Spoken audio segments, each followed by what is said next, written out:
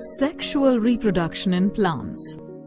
In this module, you will learn how sexual reproduction takes place in flowering plants. It is spring season. Flowers are blooming on the trees. It is indeed a beautiful sight. Flowers attract all of us. They are the most beautiful part of the plant, isn't it? You already know that flowers are not present only to add beauty to the plant. They are in fact the reproductive part of the plant. In the flower, stamen is the male reproductive part, while carpel is the female reproductive part. Some flowers contain both male and female reproductive parts. Such flowers are called bisexual flowers. For example, pea, China rose, etc.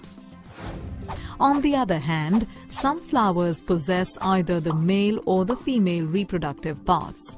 Such flowers are called unisexual flowers. For example, corn, cucumber, etc. Now let us know about the different parts that make up a stamen and a carpel. A stamen is made of two main parts, anther and filament. The anther produces pollen grains. It is the pollen grain that contains the male gametes.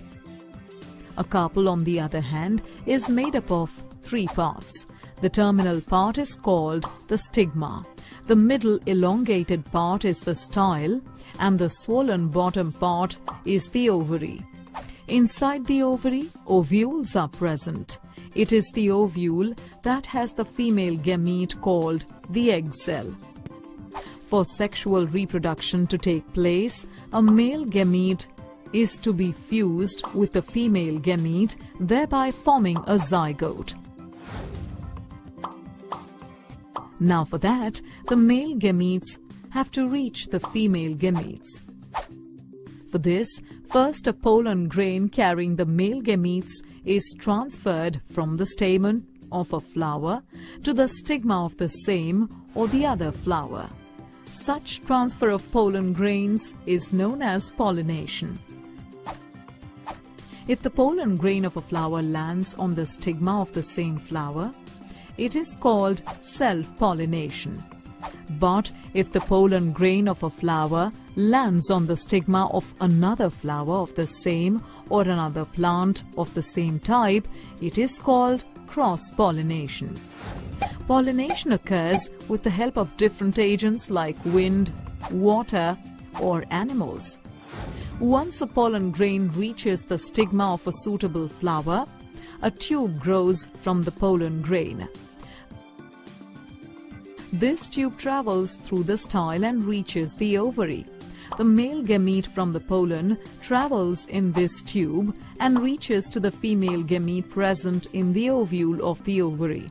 After that, the male and the female gamete fuse together to form the zygote. This process of fusion of male and female gametes is called fertilization. The zygote formed after the fertilization then divides several times to form an embryo inside the ovule. The ovule develops a tough coat and changes to a seed.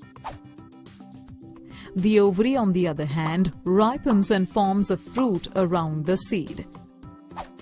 At this time, the other parts of the flower, like the sepals and petals, fall off. So, a seed present inside a fruit contains an embryo, which is actually a baby plant. Each time a seed is planted in soil and provided appropriate conditions, it grows into a seedling, which then grows into a new plant.